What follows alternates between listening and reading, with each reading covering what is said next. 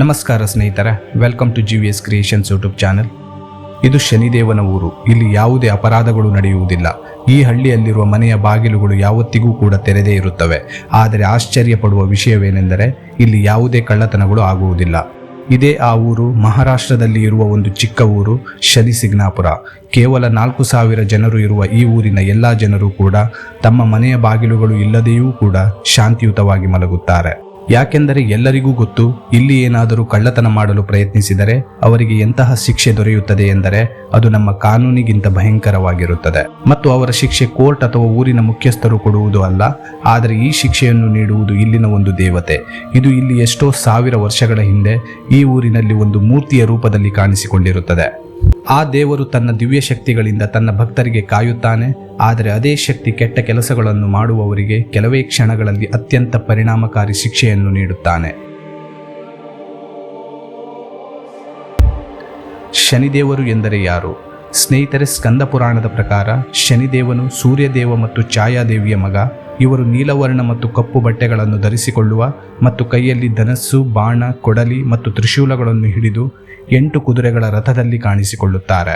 ಮತ್ತು ಇವರು ಹೆಚ್ಚಿನದಾಗಿ ಕಾಗೆಯ ಮೇಲೆ ಸವಾರಿ ಮಾಡುತ್ತಿರುವುದು ಕಂಡುಬರುತ್ತದೆ. ಈ ಶನಿದೇವರ ಕಣ್ಣುಗಳು ಆಗಾಗ ಬಾಗಿಕೊಂಡಿರುತ್ತದೆ. ಆದರೆ ಯಾವ ಮಂದಿರದಲ್ಲಿ ಶನಿದೇವರ ಕಣ್ಣುಗಳು ತೆರೆದಿರುತ್ತವೋ ಅಲ್ಲಿ ಭಕ್ತರು ಅವರ ಆಶೀರ್ವಾದವನ್ನು ಪಡೆಯುವಾಗ ಅವರ ಕಣ್ಣುಗಳನ್ನು ನೋಡುವುದಿಲ್ಲ. ಈ ರೀತಿ ಮಾಡದೇ ಇರುವುದರಿಂದ ಶನಿದೇವರ ವಕ್ರದೃಷ್ಟಿ ಅವರ ಮೇಲೆ ಬೀಳಬಹುದು ಎನ್ನಲಾಗುತ್ತದೆ. ವಕ್ರದೃಷ್ಟಿ ಇದು ಎಂತಹ ದೃಷ್ಟಿ ಎಂದರೆ ಯಾರ ಮೇಲೆ ಈ ದೃಷ್ಟಿ ಬೀಳುತ್ತದೆಯೋ ಅವರು ತಮ್ಮ ಜೀವನದಲ್ಲಿ ಹಲವು ಸಂಕಷ್ಟಗಳನ್ನು ಎದುರಿಸಬೇಕಾಗುತ್ತದೆ. ಹಾಗಾಗಿ ಶನಿದೇವರನ್ನು ಜನರ ಕರ್ಮಗಳಿಗೆ ಫಲವನ್ನು ನೀಡುವ ದೇವರು ಎಂದು ಕೂಡ ಹೇಳಲಾಗುತ್ತದೆ. ಆದರೆ ಶನಿದೇವರಿಗೆ ಈ ಪದವಿ ಹೇಗೆ ಪ್ರಾಪ್ತಿಯಾಯಿತು ಮತ್ತು ಅವರ ವಕ್ರದೃಷ್ಟಿಯಾಗಲು ಕಾರಣ ಏನಾಗಿತ್ತು ಎಂಬುದು.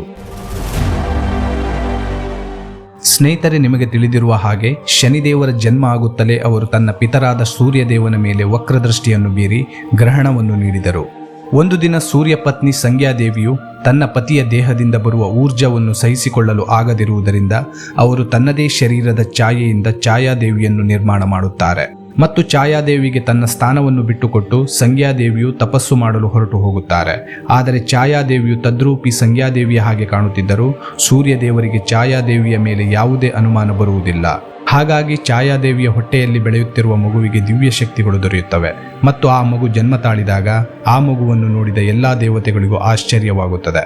ಯಾಕೆಂದರೆ ಸೂರ್ಯನ ಪುತ್ರನಾಗಿಯೂ ಈ ಮಗು ಸ್ವಲ್ಪವೂ ತೇಜಸ್ವಿ ಪೂರ್ಣವಾಗಿರಲಿಲ್ಲ. ಮತ್ತು ಆ ಮಗುವಿನ ಬಣ್ಣವನ್ನು ನೋಡಿ ಸೂರ್ಯದೇವರು ತುಂಬಾ ಕ್ರೋಧಗೊಳ್ಳುತ್ತಾರೆ ಮತ್ತು ಅವರು ಛಾಯಾದೇವಿಯ ಚಾರಿತ್ರ್ಯ ಮೇಲೆ ಸವಾಲೆಸೆಯುತ್ತಾರೆ. ಸೂರ್ಯದೇವನಿಂದ ತನ್ನ ಮಾತೆಯ ಅಪಮಾನವಾಗುತ್ತಿರುವುದನ್ನು ಗಮನಿಸಿದ ಮಗು ಶನಿದೇವನು ಅತ್ಯಂತ ಕ್ರೋಧಗೊಳ್ಳುತ್ತಾನೆ ಮತ್ತು ತನ್ನ ವಕ್ರದೃಷ್ಟಿಯಿಂದ ತನ್ನ ತಂದೆಯ ಮೇಲೆ ನೋಡುತ್ತಾನೆ. ಆ ದೃಷ್ಟಿ ಸೂರ್ಯನ ಮೇಲೆ ಬೀಳುತ್ತಲೇ ಸೂರ್ಯದೇವನ ತೇಜಸ್ಸು ಕಡಿಮೆಯಾಗಲು ಪ್ರಾರಂಭವಾಗುತ್ತದೆ ಮತ್ತು ಅವರ ಮೇಲೆ ಕಪ್ಪು ಛಾಯೆಯೊಂದು ಆಕ್ರಮಿಸಿಕೊಂಡು ಸೂರ್ಯದೇವನ ಮೇಲೆ ಗ್ರಹಣವಾಗುತ್ತದೆ.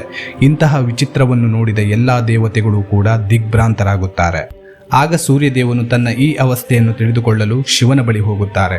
ಆಗ ಶಿವನು ಅವರಿಗೆ, ನಿಮ್ಮ ಕುಲದಲ್ಲಿ ಹುಟ್ಟಿದ ಆ ಮಗು ದಿವ್ಯ ಶಕ್ತಿಗಳನ್ನು ತುಂಬಿಕೊಂಡಿದ್ದು ಯಾವುದೇ ಕೆಟ್ಟ ವಿಚಾರಗಳು ಮತ್ತು ಕೆಟ್ಟ ಕರ್ಮಗಳನ್ನು ಮಾಡುವ ವ್ಯಕ್ತಿಯ ಮೇಲೆ ತನ್ನ ವಕ್ರದೃಷ್ಟಿಯನ್ನು ಬೀರಿ ಅವರಿಗೆ ಅವರ ಕರ್ಮಗಳ ಶಿಕ್ಷೆಯನ್ನು ನೀಡುತ್ತಾನೆ ಎಂದು ಹೇಳುತ್ತಾರೆ. ಹಾಗಾಗಿ ಶನಿದೇವರ ಈ ಶಕ್ತಿಗಳಿಂದ ಅವರನ್ನು ಕರ್ಮಫಲದಾತ ಅಥವಾ ಗಾಡ್ ಆಫ್ ಕರ್ಮ ಎಂದು ಹೇಳಲಾಗುತ್ತದೆ. ಸೂರ್ಯವಂಶದಲ್ಲಿ ಜನಿಸಿದ ರಾಜ ಸತ್ಯ ಹರಿಶ್ಚಂದ್ರನು ಒಬ್ಬ ಸತ್ಯವಾದಿ, ದಾನವೀರ ಮತ್ತು ಯಾವಾಗಲೂ ತನ್ನ ಪ್ರಜೆಗಳನ್ನು ಕಾಳಜಿಯಿಂದ ನೋಡಿಕೊಳ್ಳುವ ಒಬ್ಬ ರಾಜ. ಮತ್ತು ಇವರು ಯಾವಾಗಲೂ ಒಳ್ಳೆಯದರ ಬಗ್ಗೆಯೇ ಚರ್ಚೆ ಮಾಡುತ್ತಿದ್ದರು. ಆದರೆ ಇಂತಹ ವ್ಯಕ್ತಿಯ ಜೀವನದಲ್ಲಿ ಒಂದು ಇಂತಹ ಕಠಿಣ ಸಮಯ ಬರುತ್ತದೆ ಅಂದರೆ ಆಗ ಅವರು ತನ್ನ ಎಲ್ಲ ಐಶ್ವರ್ಯ, ವೈಭವ, ವೈಢೂರ್ಯಗಳನ್ನು ಕಳೆದುಕೊಳ್ಳುತ್ತಾರೆ ಮತ್ತು ನೋಡುತ್ತಾ ಅವರು ಒಬ್ಬ ಸಾಮಾನ್ಯ ವ್ಯಕ್ತಿಯಾಗಿ ಬದಲಾಗುತ್ತಾರೆ. ಶನಿ ಚಾಲಿಸಾದ ಪ್ರಕಾರ ಇದು ಶನಿದೇವರ ವಕ್ರದೃಷ್ಟಿಯ ಕಾರಣದಿಂದ ಮತ್ತು ಅವರ ನ್ಯಾಯ ಎಂದು ಹೇಳಲಾಗುತ್ತದೆ.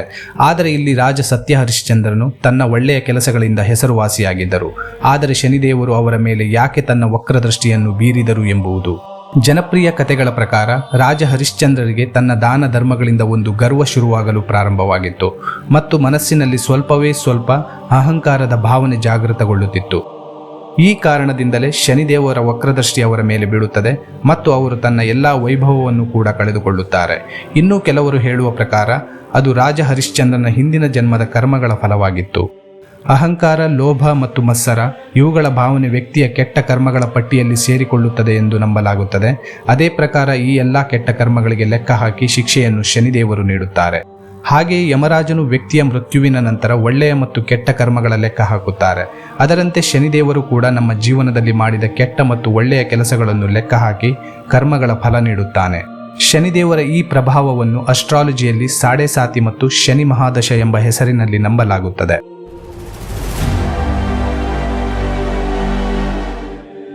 ಶನಿದೇವರ ಅಸ್ಟ್ರಾಲಜಿಯು ಒಂದು ವಿಶೇಷ ಪ್ರಾಮುಖ್ಯತೆಯನ್ನು ಹೊಂದಿದೆ. ಯಾಕೆಂದರೆ ಶನಿದೇವರು ದೇವರಾಗಿರುವ ಜೊತೆಗೆ ಇವರು ನವಗ್ರಹಗಳ ಒಂದು ಭಾಗವಾಗಿದ್ದಾರೆ. ಅಸ್ಟ್ರಾಲಜಿಯ ಪ್ರಕಾರ ಎಲ್ಲ ಗ್ರಹಗಳು ಬೇರೆ ಬೇರೆ ಸಮಯದಲ್ಲಿ ಬೇರೆ ಬೇರೆ ರಾಶಿಗಳಲ್ಲಿ ಹಾದು ಹೋಗುತ್ತದೆ. ಅದರ ಪ್ರಕಾರ ಅದರ ಪ್ರಭಾವ ಭಾರವಾಗಿರುತ್ತದೆ. ಇಂತಹ ಸಮಯದಲ್ಲಿ ಶನಿದೇವರ ಪೊಸಿಷನ್ ಅನ್ನು ನೋಡಿ ಸಾಡೆ ಸಾತಿಯ ಮಾತು ಹೇಳಲಾಗುತ್ತದೆ. ಸಾಡೆ ಸಾತಿ ಇದು 7.5 ವರ್ಷಗಳ ಒಂದು ಪೀರಿಯಡ್ ಆಗಿದೆ.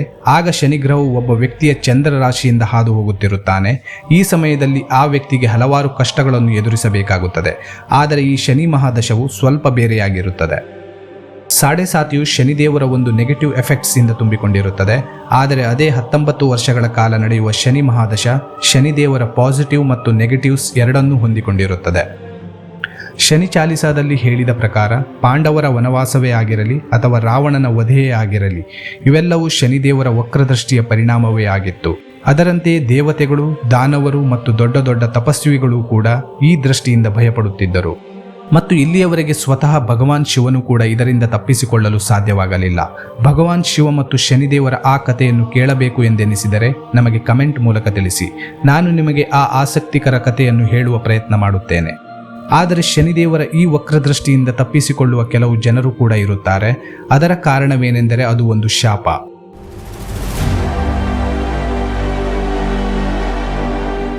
ಈ ಕಥೆಯು ಭಗವಾನ್ ಶಿವನು ಪಡೆದ ಮೊಟ್ಟ ಮೊದಲ ಇನ್ನೊಂದು ರೂಪಕ್ಕೆ ಸಂಬಂಧಿಸಿರುತ್ತದೆ.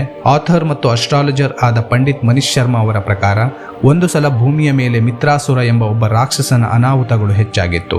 ಅವನನ್ನು ಸೋಲಿಸಲು ಮಹಾ ತಪಸ್ವಿಯಾದ ದದೀಜಿಯು ತನ್ನ ಶರೀರವನ್ನು ತ್ಯಾಗ ಮಾಡುತ್ತಾರೆ ಮತ್ತು ಅವರ ಮೂಳೆಯಿಂದ ಇಂದ್ರನ ವಜ್ರಧನಸ್ಸು ತಯಾರಾಗುತ್ತದೆ. ಅದರ ಪ್ರಹಾರದಿಂದ ಮಿತ್ರಾಸುರನ ಅಂತ್ಯವಾಗುತ್ತದೆ. ಮುಂದೆ ಕೆಲವು ದಿನಗಳ ನಂತರ ಋಷಿ ದದೀಜಿಯ ಪತ್ನಿಯು ಅವರ ಮಗನಿಗೆ ಜನ್ಮ ನೀಡುತ್ತಾರೆ. ಅವರ ಹೆಸರು ಪೀಪಲಾದ ಎಂದು ಹೇಳಲಾಗುತ್ತದೆ. ಪೀಪಲಾದ ಮುನಿಯು ಶಿವಾಂಶವನ್ನು ಹೊಂದಿರುವ ಭೂಮಿಯ ಮೇಲಿನ ಎಲ್ಲಕ್ಕಿಂತ ಮೊದಲ ರೂಪ ಎಂದು ಹೇಳಲಾಗುತ್ತದೆ. ಪೀಪಲಾದ ಮುನಿಯು ಸಣ್ಣ ವಯಸ್ಸಿನಿಂದಲೂ ತನ್ನ ತಂದೆಯ ಹಾಗೆ ಮಹಾನ್ ತಪಸ್ವಿ ಎಂಬ ಪದವಿಯನ್ನು ಪಡೆದಿರುತ್ತಾರೆ. ಪೀಪಲಾದ ಮುನಿಯ ಮನಸ್ಸಿನಲ್ಲಿ ಚಿಕ್ಕ ವಯಸ್ಸಿನಿಂದಲೂ ತನ್ನ ತಂದೆಯ ಸಾವಿನ ಬಗ್ಗೆ ಹಲವಾರು ಸವಾಲುಗಳಿದ್ದವು. ಹಾಗಾಗಿ ಒಂದು ದಿನ ತನ್ನ ತಪಸ್ಸಿನ ಶಕ್ತಿಯಿಂದ ಅವರು ದೇವರುಗಳಲ್ಲಿ ಕೇಳುತ್ತಾರೆ, ತನ್ನ ತಂದೆಯ ಮೃತ್ಯು ಇಷ್ಟು ಬೇಗ ಯಾಕೆ ನಡೆಯಿತು ಎಂದು. ಅದಕ್ಕೆ ಉತ್ತರಿಸಿದ ದೇವರು ಹೇಳುತ್ತಾರೆ, ಅದಕ್ಕೆ ನಿಜವಾದ ಕಾರಣ ಶನಿದೇವರ ವಕ್ರದೃಷ್ಟಿ ತಾಯಿಯ ಗರ್ಭದಲ್ಲಿರುವ ಪೀಪಲಾದನ ಮೇಲೆ ಬೀಳುತ್ತದೆ ಮತ್ತು ಇದೇ ಕಾರಣದಿಂದ ಅವರು ಪಿತೃಶೋಕದ ದುಃಖವನ್ನು ಅನುಭವಿಸಬೇಕಾಯಿತು. ಈ ಮಾತನ್ನು ಕೇಳಿದ ಪೀಪಲಾದ ಮುನಿಯು ತುಂಬಾ ಕ್ರೋಧಗೊಳ್ಳುತ್ತಾರೆ ಮತ್ತು ಅವರು ಶನಿದೇವರಿಗೆ ಶಾಪ ನೀಡುತ್ತಾರೆ. ಈ ಕಾರಣದಿಂದಲೇ ಶನಿದೇವರು ನವಗ್ರಹಗಳ ಭಾಗವಾಗಿರುವುದಿಲ್ಲ ಮತ್ತು ಶನಿದೇವರ ಪದವಿ ಹೊರಟು ಹೋಗುತ್ತದೆ. ಇದರಿಂದಾಗಿ ಬೇರೆ ಗ್ರಹಗಳ ಪರಿಸ್ಥಿತಿಯಲ್ಲಿ ತೊಂದರೆಗಳು ಉಂಟಾಗಲಾರಂಭಿಸಿದವು ಮತ್ತು ಎಲ್ಲಾ ಗ್ರಹಗಳ ಸ್ಥಿತಿ ಮೇಲೆ ಕೆಳಗಾಗುತ್ತದೆ. ಹಾಗಾಗಿ ಎಲ್ಲಾ ಗ್ರಹಗಳು ದೇವತೆಗಳ ಜೊತೆಗೂಡಿ ಪೀಪಲಾದ ಮುನಿಯಲ್ಲಿ ಈ ಶಾಪವನ್ನು ಹಿಂತೆಗೆದುಕೊಳ್ಳುವಂತೆ ಪ್ರಾರ್ಥನೆ ಮಾಡುತ್ತಾರೆ. ಆಗ ಎಲ್ಲಾ ಗ್ರಹಗಳ ಪರಿಸ್ಥಿತಿಯನ್ನು ನೋಡಿದ ಪೀಪಲಾದ ಮುನಿಯು ಅವರ ಪ್ರಾರ್ಥನೆಯನ್ನು ಆಲಿಸಿ ತನ್ನ ಶಾಪವನ್ನು ಹಿಂತೆಗೆದುಕೊಳ್ಳುತ್ತಾರೆ. ಆದರೆ ಇದಕ್ಕೂ ಮೊದಲು ಅವರು ಶನಿದೇವರಲ್ಲಿ ಒಂದು ವಚನವನ್ನು ತೆಗೆದುಕೊಳ್ಳುತ್ತಾರೆ. ಇನ್ನು ಮುಂದೆ 16 ವಯಸ್ಸಿನ ಕೆಳಗಿನ ಮಕ್ಕಳಲ್ಲಿ ಯಾವುದೇ ಕಾರಣಕ್ಕೂ ನಿಮ್ಮ ವಕ್ರದೃಷ್ಟಿಯನ್ನು ಬೀರುವಂತಿಲ್ಲ ಎಂದು. ಇದಕ್ಕೆ ಶನಿದೇವರು ಈ ಮಾತನ್ನು ಒಪ್ಪಿಕೊಳ್ಳುತ್ತಾರೆ. ಹಾಗಾಗಿ ಚಿಕ್ಕ ಮಕ್ಕಳಲ್ಲಿ ಶನಿ ಮಹಾದಶವು ಯಾವುದೇ ಕೆಟ್ಟ ಪರಿಣಾಮ ಬೀರುವುದಿಲ್ಲ ಎಂದು ಹೇಳಲಾಗುತ್ತದೆ. ಮತ್ತು ಯಾವುದೇ ಮಕ್ಕಳ ಕುಂಡಲಿಯಲ್ಲಿ ಶನಿದೋಷ ಬರೆದಿದ್ದರೆ ಅವರಿಗೆ ಪೀಪಲಾದ ಮಹಾದೇವನ ಪೂಜೆ ಮಾಡುವ ಸಲಹೆಯನ್ನು ನೀಡಲಾಗುತ್ತದೆ. 2024ರ ಆರಂಭದಿಂದಲೇ ಈ ಇಸವಿಯನ್ನು ಇಯರ್ ಆಫ್ ಕರ್ಮ ಅಥವಾ ಇಯರ್ ಆಫ್ ಶನಿದೇವ್ ಎಂದು ಹೇಳಲಾಗುತ್ತದೆ. ಅಸ್ಟ್ರಾಲಜಿಸ್ಟ್ಗಳು ಹೇಳುವ ಪ್ರಕಾರ ಈ ಇಸವಿಯಲ್ಲಿ ಎಲ್ಲಾ ರಾಶಿಗಳಲ್ಲಿ ಶನಿದೇವರ ಭಾರೀ ಪ್ರಭಾವ ಇರುತ್ತದೆ. ಸ್ನೇಹಿತರೆ, ನಿಮಗೆ ಶನಿದೇವರ ವಕ್ರದೃಷ್ಟಿಯಿಂದ ದೂರವಿರಬೇಕು ಎಂದೆನಿಸಿದರೆ ಮತ್ತು ಶನಿದೇವರ ಕೃಪೆ ನಿಮ್ಮ ಮೇಲೆ ಇರಬೇಕು ಎಂದೆನಿಸಿದರೆ ಅದಕ್ಕೆ ನೀವು ಒಳ್ಳೆಯ ಕರ್ಮಗಳನ್ನು ಮಾಡಬೇಕು. ಸರಿ, ಹಾಗಾದರೆ ಸ್ನೇಹಿತರೆ, ನಿಮಗೆ ಇವುಗಳ ಬಗ್ಗೆ ಏನು ಅನಿಸುತ್ತದೆ ಮತ್ತು ನಿಮಗೆ ಶನಿದೇವರಿಗೆ ಸಂಬಂಧಪಟ್ಟ ಯಾವುದಾದರೂ ಕಥೆಗಳು ತಿಳಿದಿದ್ದರೆ ಖಂಡಿತವಾಗಿಯೂ ನಮಗೆ ಕಮೆಂಟ್ ಮೂಲಕ ತಿಳಿಸಿ. ಒಂದು ವೇಳೆ ಈ ವಿಡಿಯೋ ನಿಮಗೆ ಇಷ್ಟವಾಗಿದ್ದರೆ ಲೈಕ್ ಮತ್ತು ಶೇರ್ ಮಾಡಿ ಮತ್ತು ಇದೇ ರೀತಿ ಅಪರೂಪದ ಗೊತ್ತಿಲ್ಲದ ಇಂಟ್ರೆಸ್ಟಿಂಗ್ ಕಥೆಗಳಿಗಾಗಿ ನಮ್ಮ ಚಾನಲ್ GVS ಕ್ರಿಯೇಷನ್ ಅನ್ನು ಸಬ್ಸ್ಕ್ರೈಬ್ ಮಾಡಿ. ಸರ್ವೇ ಶುಭಂ ಭವತು. ಇನ್ನೊಂದು ವಿಡಿಯೋ ಜೊತೆ ಭೇಟಿ ಮಾಡೋಣ. ಧನ್ಯವಾದಗಳು.